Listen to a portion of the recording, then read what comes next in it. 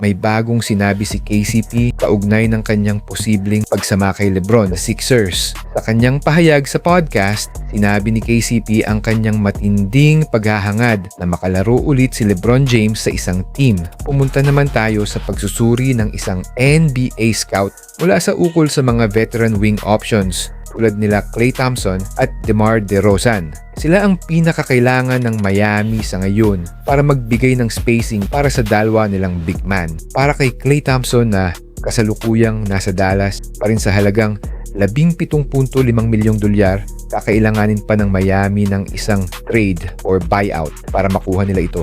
Ayon sa scout, bagamat hindi na siya ang dating elite defender at isang sharpshooter tulad ng kanyang prime sa Warriors, magbibigay pa rin ito ng spacing para sa dalawang big man at may kakayahan pa rin siyang magpasok ng mga tira at magambag ng pressure sa 3-point area. Sa kabilang banda, mas mataas ang tingin ng scout sa kakayahan ni DeMar kumpara kay Klay. Bagamat may limitasyon sa depensa at spacing kasama ang ibang stars, malaking tulong daw si DeRozan kung tatanggapin nito ang role bilang sixth man. Kung matatanggap niya ang papel bilang sixth man, talagang mapapalakas niya ang bench at maaari pa siyang magtapos ng mga crucial na laro dahil mayroon pa rin siyang go-to scoring ability.